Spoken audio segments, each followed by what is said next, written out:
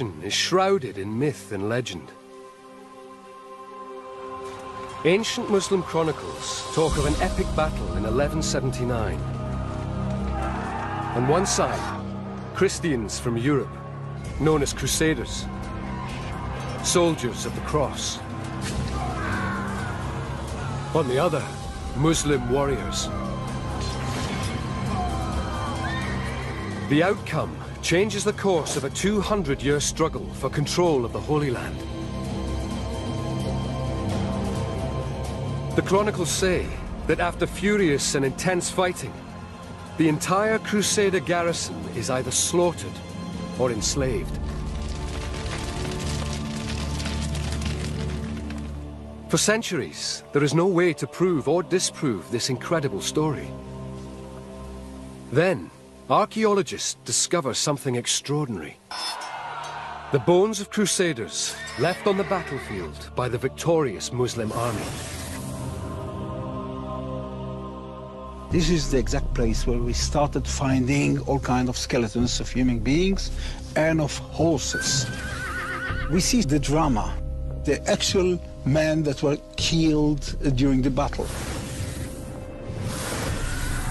You can see the agony. They are the first skeletons ever excavated of Crusaders killed in combat. Finding out who they are and how they died could reveal what really happened at Jacob's Ford.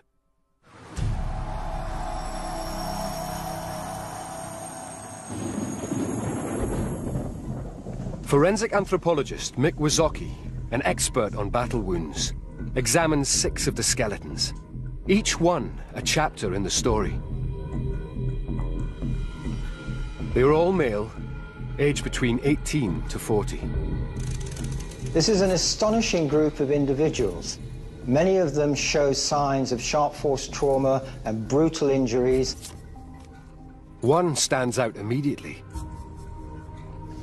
This individual suffered the most appalling series of injuries. You can see this here in his lower jaw, his mandible, blow struck at an angle, probably splitting the chin in 2. We know that it's a blow from a sword because the break is very, very straight and even. A second wound is far worse. It severs his left arm. The cut is actually coming down at an angle through here and cutting through here. Also, in this photograph, we can see how clean and sharp it is. This isn't a natural break in bone at all. This is a cut. One blow, and the arm was gone.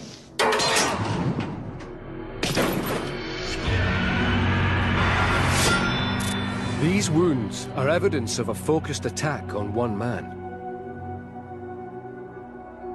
Their ferocity is a clue to his identity. These injuries are typical of hand-to-hand combat. They're all to the front of the body. But he wasn't running away, he was standing and fighting. So it looks as if he was very likely targeted. He might have been recognized as a very powerful warrior that had to be brought down at all costs. The evidence suggests he could be one of the most enigmatic crusaders of all, a Templar Knight. According to the Muslim chronicles, the men garrisoning the castle are led by 80 of these holy warriors. The Knights Templar are a group of warrior monks. They're people dedicated to the defense of the Holy Land. They took vows of poverty, chastity, and obedience. But the crucial difference is they fight the devil with swords, while monks will fight the devil with prayer. Templar Knights are men of noble birth, trained as warriors, from as young as 12. They are the Crusader Special Forces. Their weapon of choice is the broadsword. This weapon is an incredibly devastating weapon. It's a double-edged sword, which means that when you pick it up, you can use either edge, so it's very versatile. It's well balanced. So when we're fighting, we can move the sword rapidly. And as well as being a cutting sword, it's also equally a thrusting sword. The cut, or the thrust. When the Muslims attack Jacob's Ford, the Knights Templar lead the defense. They believe dying for Christ will make them martyrs and guarantee a place in heaven.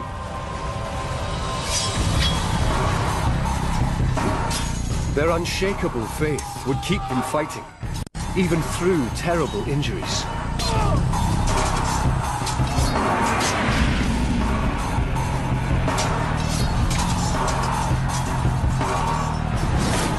The Templars are the best troops that Christians have got. They're trained, they've got the best kit, they're disciplined. They have a remarkable reputation for courage. If other knights were training hard, Templars would have been training twice as hard. The advance, the retreat, the pass. It's all about practice, practice, practice. But despite his training, the Templar Knight's skeleton reveals he is overwhelmed. The jaw is split in two. The face is a particularly nasty area to be injured because there are so many nerve endings. Even a small cut is very painful. The left arm is hacked off.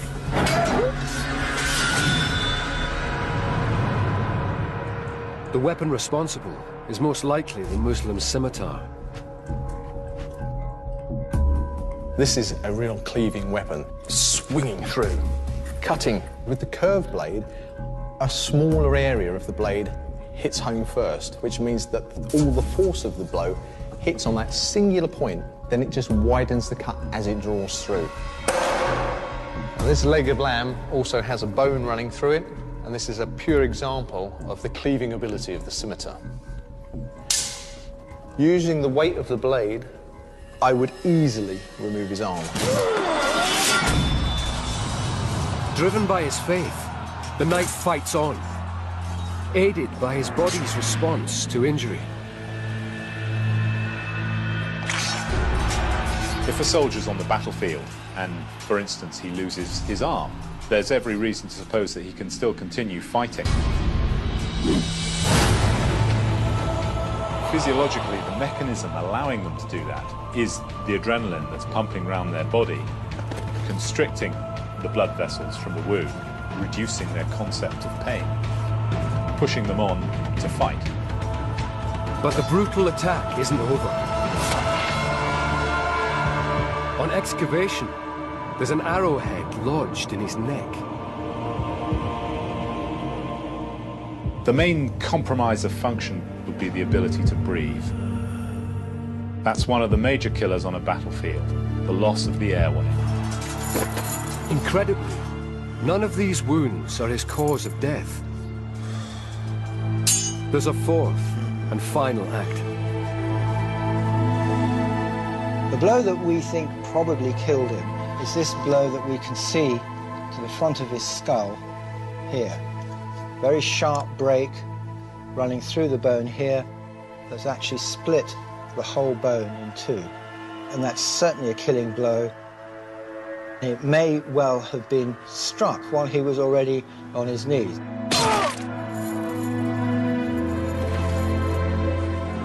The Templar Knight's death is like an execution.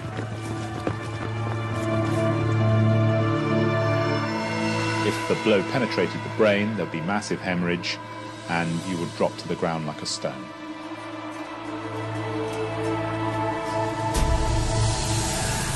His violent martyrdom is evidence that the savage fighting described in the Chronicles is accurate. But how the Muslim army stormed the castle and overwhelmed the rest of the garrison remains shrouded in mystery.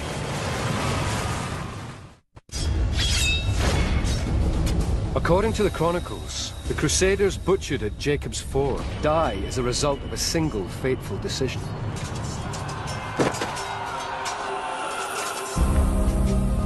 It is made a year earlier in 1178. The balance of power in the Holy Land is evenly poised. The Christian leader is Baldwin IV, the leper king of Jerusalem. Baldwin IV was an incredible young man. He was king when he was only 13 years old, and by then he was suspected of having leprosy. And of course, tragically, it's extremely disfiguring. And yet, in spite of this painful, debilitating illness, he held on to the crown of Jerusalem.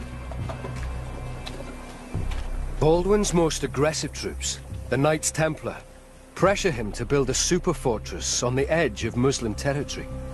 This is the place. Jacob's Ford. It's a provocative act. From here, the Crusaders can attack the Muslim capital, Damascus, just a day's march away. The plan is to build an expensive and impregnable castle, fortified by two huge circular walls. The castle was intended to be big, bigger than any castle which was built in this part of the world and in Europe at the time.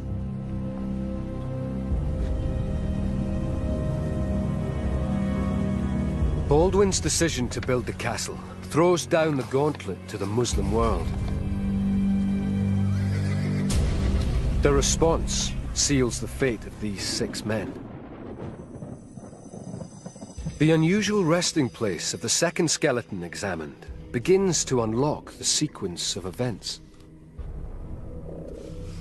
Unlike the others, his body wasn't flung without any ceremony to one side, but looks very much as if it was laid to rest formally.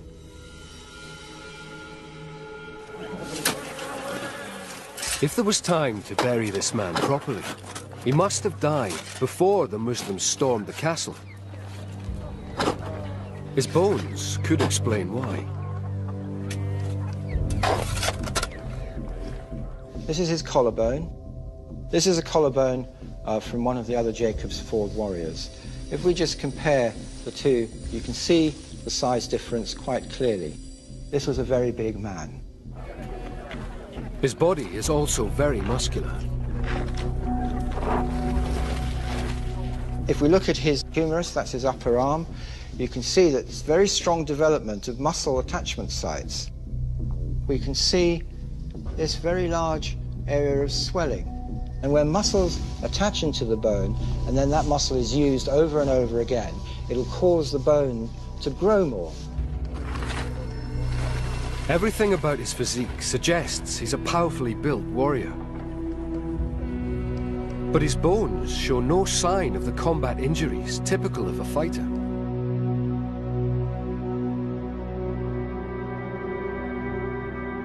In fact, even more mysteriously, there doesn't seem to be any evidence of any healed injuries either. Only one part of this man's skeleton hasn't yet been examined: his skull.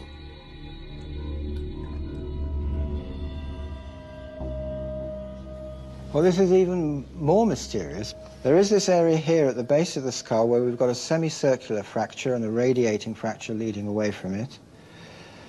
But again, there's no impact point here. The damage to the skull was not caused by a violent blow, but most likely by the wear and tear of being buried for 800 years. With no combat injuries anywhere on his body, this man is an unlikely warrior. Another clue offers a different explanation to his identity. He's got very strong development where ligaments hold your collarbone in towards the neck muscles. This suggests a rotary movement of the shoulders. He was using both his arms, movements in this direction, perhaps lifting weights as well. This insight suggests he's one of the castle's most valued non-combatants, a stonemason.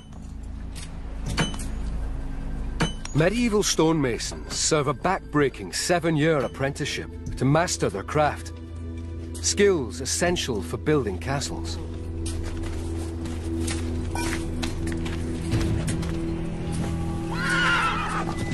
When the Muslims attack on day 1 of the siege, the outer wall is still under construction. Run! Get back! Everybody was caught by surprise. I mean, this group of workmen were not given any warning. You find the arrowheads amongst the tools and in the cement that they were mixing in order to build the core of the wall. They're just everywhere. Get back! Get back!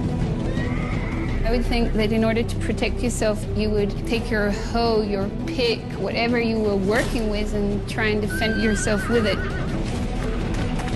Hurry, come on! Come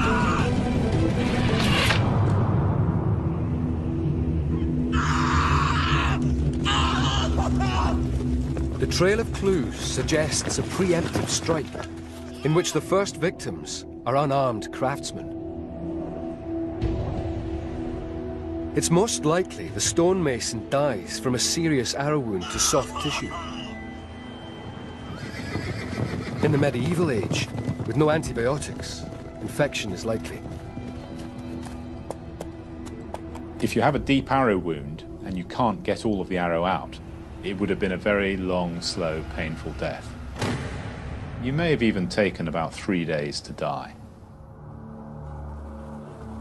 As the stonemason's life ebbs away, a huge Muslim army surrounds Jacob's Ford. The chronicles say the plain overflowed with troops. Behind castle walls, there's still time to bury the dead. But not for long.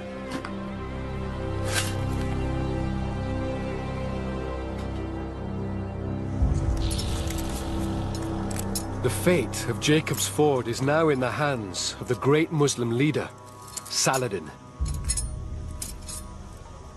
Saladin was incredibly charismatic, but he's also extremely tough.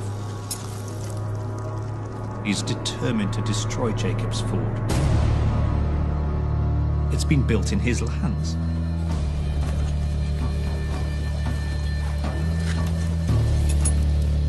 He needs to attack this place before it's finished. He's got to hit it hard before it gets too powerful, too complete. On the 6th day of the siege, Saladin executes his devastating plan. His engineers have been digging a tunnel under the castle walls.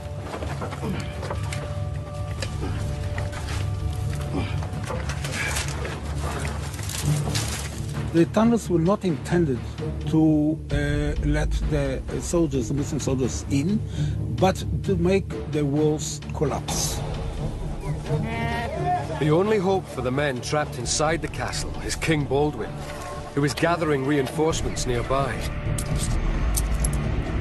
For Saladin, it's a race against the clock. Time was short. Saladin is pushing his men to finish it as fast as possible. To bring down the castle walls, they will burn away the tunnel's wooden support props. Richard, man the wall. When all the burning materials will be consumed, the wall will collapse. The final ingredient is likely to be naphtha, an early form of gasoline used by the Muslims.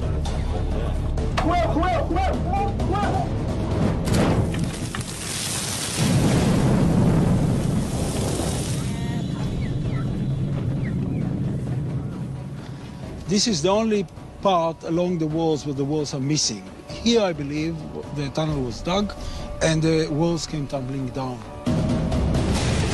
The Muslim chronicles describe the moment. The wall crumbled. The current of air which penetrated at that moment spread the fire. Several combatants were prey to the flames. Immediately.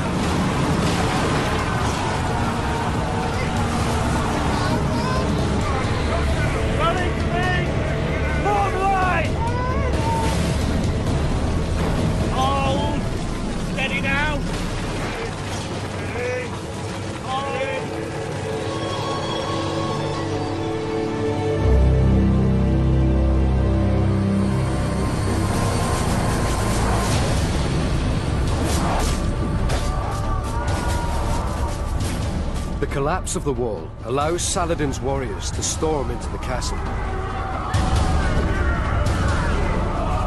The battle is now decided in just a few hours of savage hand-to-hand combat.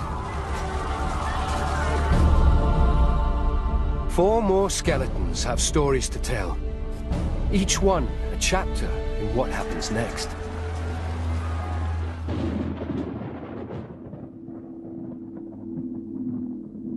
This skeleton has a single serious injury.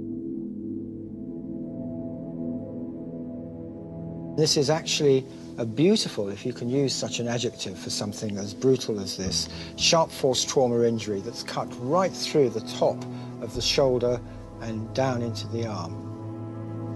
We can see this bone here, and a blow has come down here and cut right through the bone there.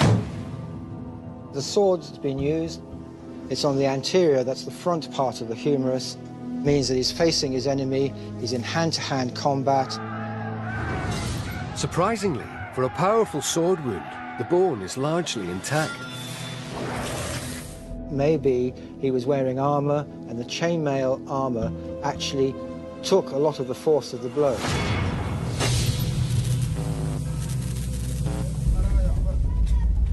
If this man wears chainmail, it's possible he is a Templar sergeant. Richard, man the wall.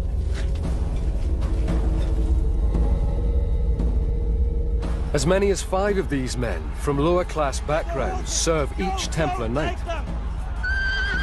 They wear black robes over chainmail, tend the Knight's horses, and fight by his side. The Templar sergeants are an integral part of the Knights' fighting force.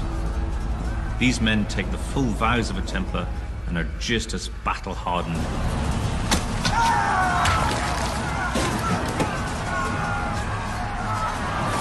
Templar sergeants are professional soldiers who know how to fight mean and dirty.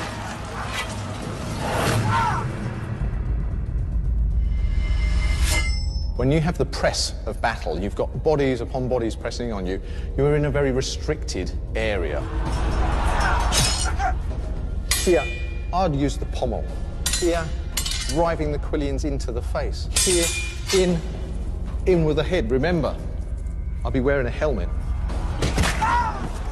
Here, kick into the belly, follow through with the cut. If you can't fight with the close quarter combat, then you're only half a swordsman. At the Battle of Jacob's Ford, this Templar sergeant meets his match.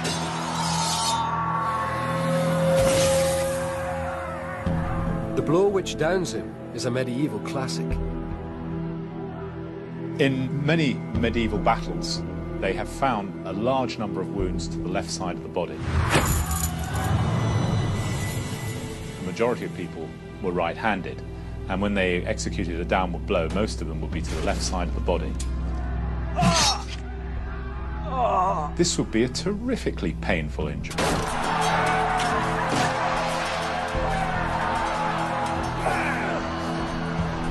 With his shield arm disabled, the sergeant's fate is sealed.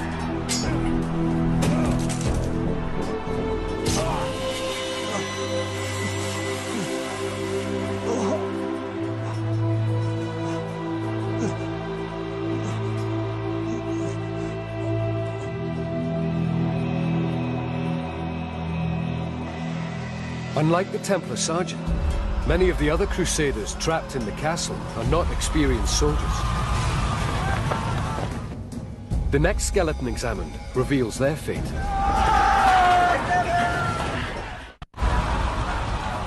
Despite the desperate efforts, the Crusader garrison defending Jacob's Ford cannot halt the advance. Saladin's men go on the rampage.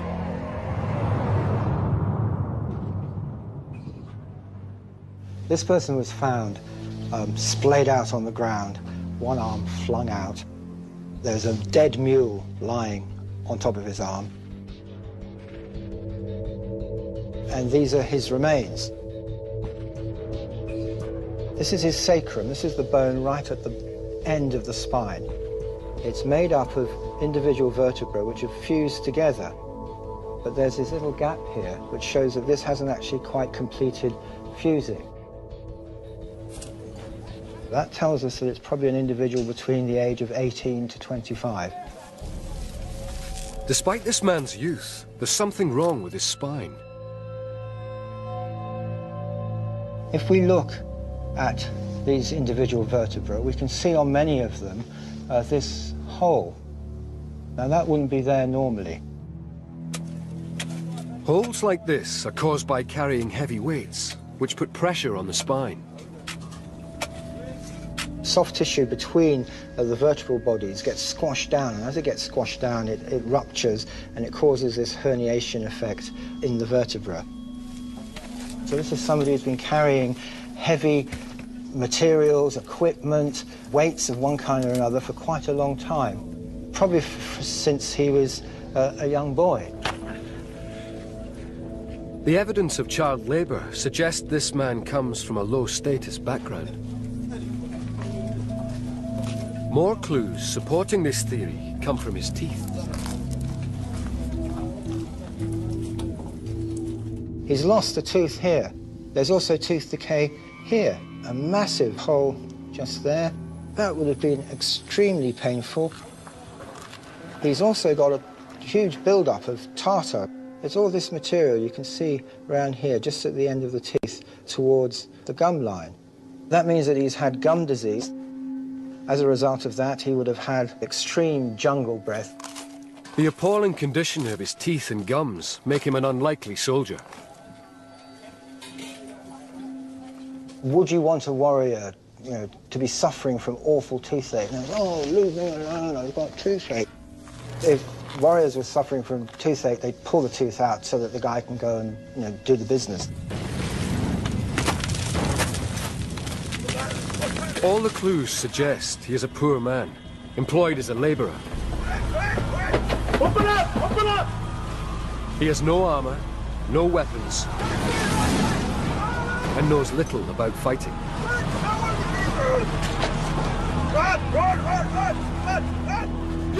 But when the wall comes down, even a young laborer with bad teeth finds himself on the front line. A medieval army is not just about knights. The bulk of people are there as part-timers. They're not professional soldiers.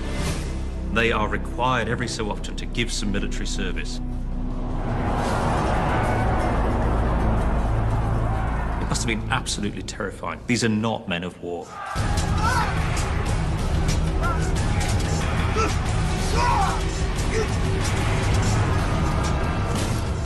People from all levels of society signed up for the crusade. You've got knights, you've got churchmen, peasants. They're a small group of Western Europeans who come over and conquered effectively an alien territory. At times of invasion, everybody is going to have to get involved.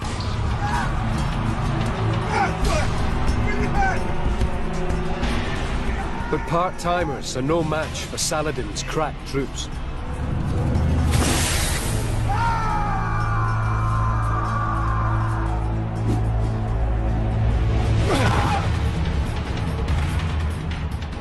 I don't think that the Muslim forces of Saladin differentiated between warriors, those who were carpenters, blacksmiths, masons. They just went through and killed whoever was in their way.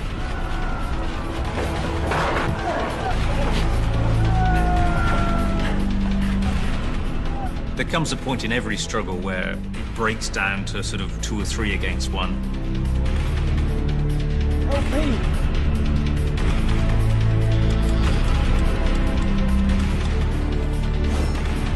It's a truly hellish scene.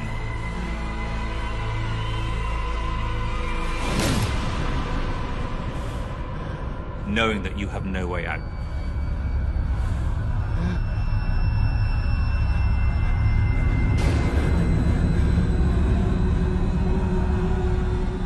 You are absolutely pinned. There are no injuries on the young labourer's skeleton. This suggests he dies from a flesh wound.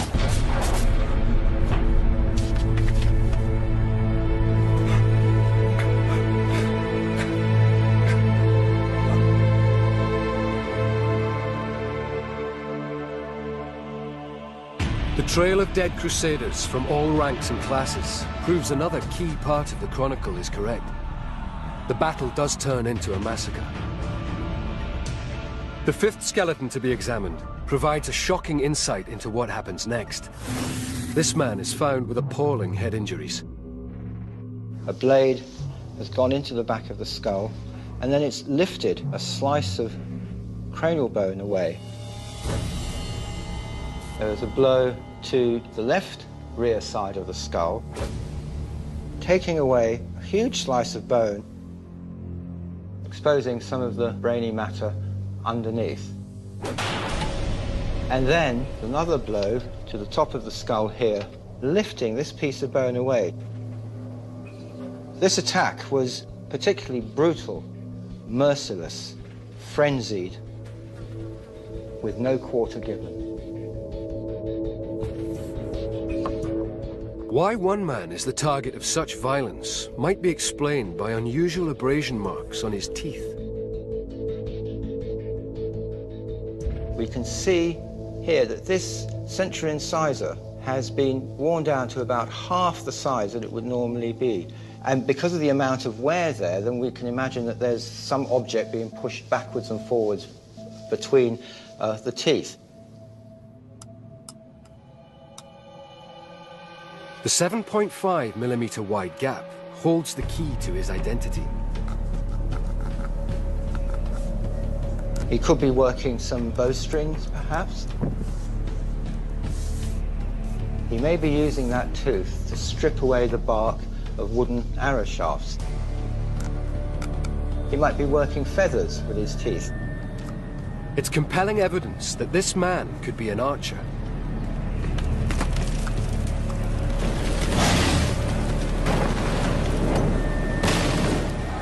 Crusader archers come from ordinary backgrounds and train from childhood to become deadly marksmen.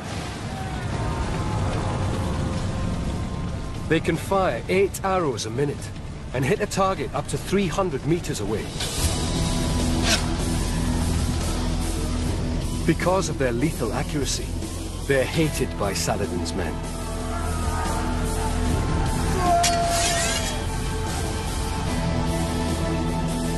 In the final stages of the battle, I suspect many of them were simply butchered by the Muslims.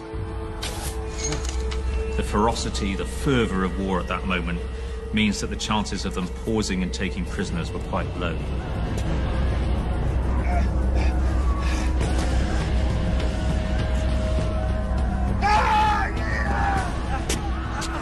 You can imagine a frenzy of blows, whack, whack, whack, whack, on the back of the skull.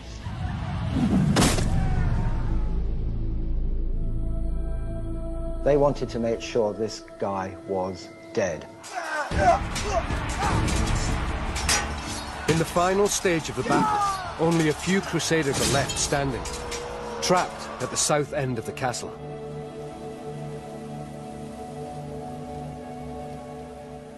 They locked themselves behind the barricades, behind the makeshift walls, and they tried to defend themselves.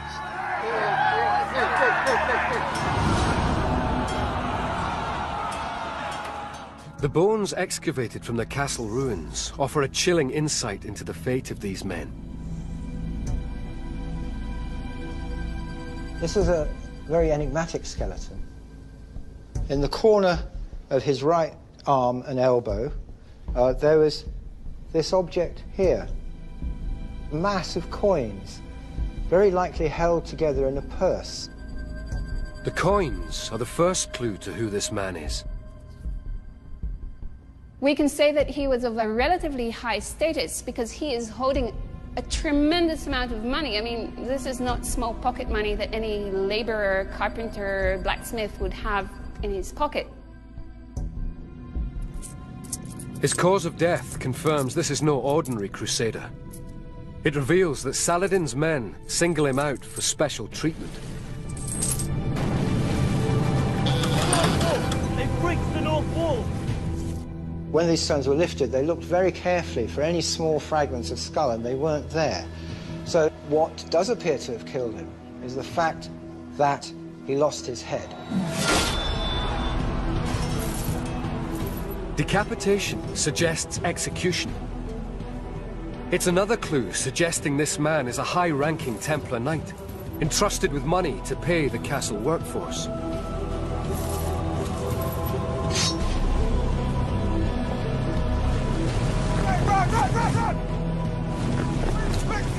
His skeleton tells a gruesome story of his final moments.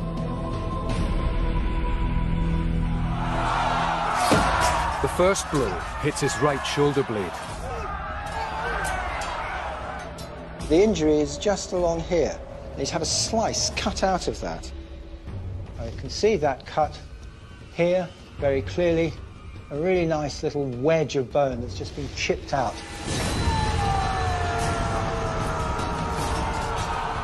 The next injury is to his right arm. It's taken a chunk out of his radius at this angle here, coming down close to his wrist.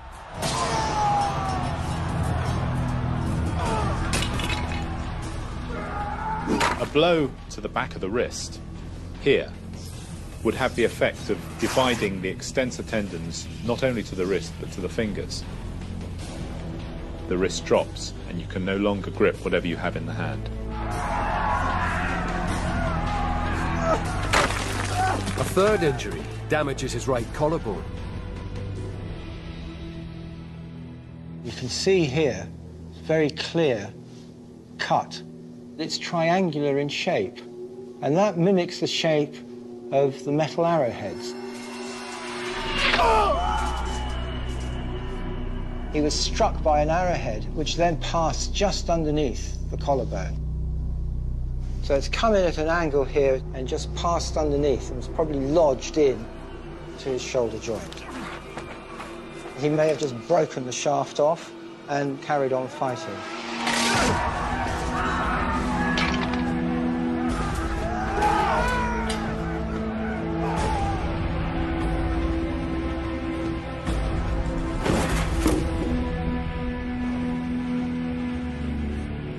Immobilized, the high-ranking Templar Knight is at the mercy of his assailants.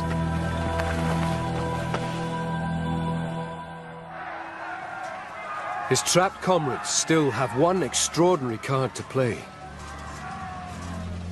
More bones recovered from the site suggest they respond with an act so brave, it verges on insanity.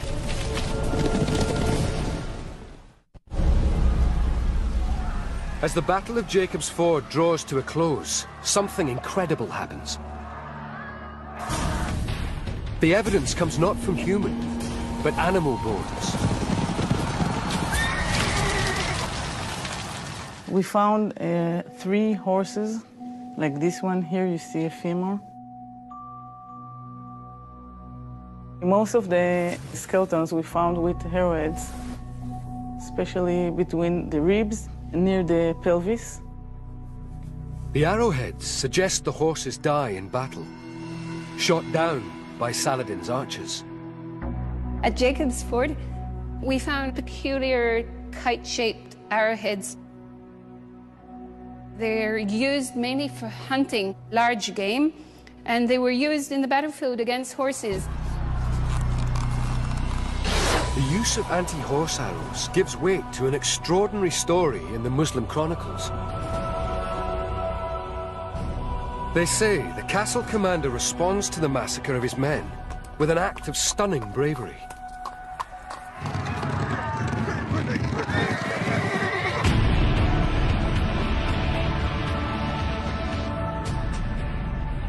In the desperation of closing stages of the battle, it's quite possible a number of the knights tried to break out. A final death and glory charge against the Muslims encapsulates the motivation of the Templars, their determination, some might say fanaticism.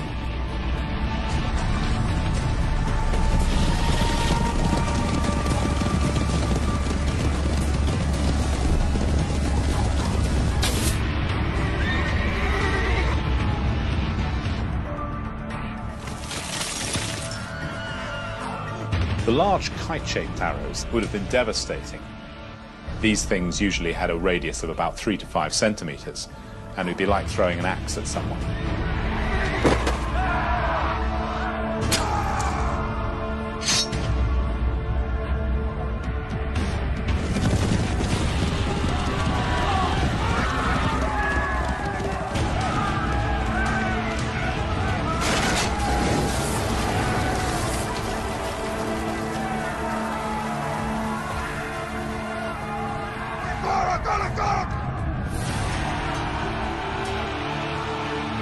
But although heroic, the commander's horse charge is an act of desperation.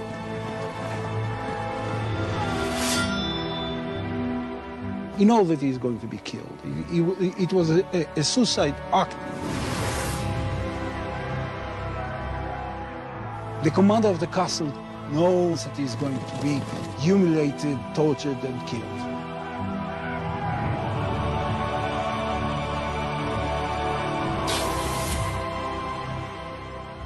The chronicles say, he threw himself into a hole full of fire, and from this brazier he was immediately thrown into another, that of hell. Al-Fadil.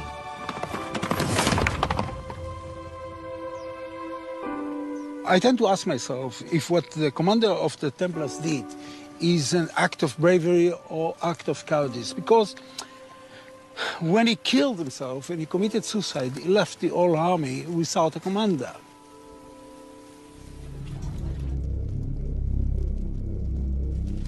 The chronicles talk of mass executions after the battle. Now is perhaps when the high-ranking Templar Knight meets his end. Executions after a battle send a number of messages to the enemy.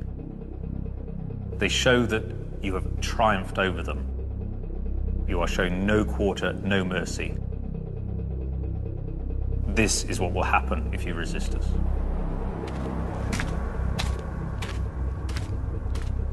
The decapitation, evident from this crusader's skeleton, is final proof that the devastating Muslim victory described in the chronicles is fact, not fiction.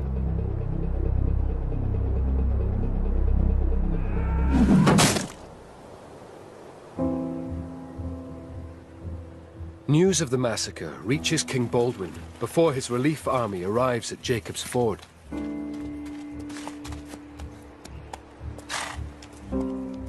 He knows many of the 800 crusaders killed in the battle personally. Today, their bones bear the marks of a catastrophic battle which changes history. For Baldwin IV, it's a terrible blow, a reduction in his prestige and in his military strength. It allows Saladin to increase the pressure on the Christian lands, pressure that will grow and grow, and in 1187 allow the Muslims to recover Jerusalem. Crusader influence in the Holy Land declines. In 1291, the Muslims force them out completely.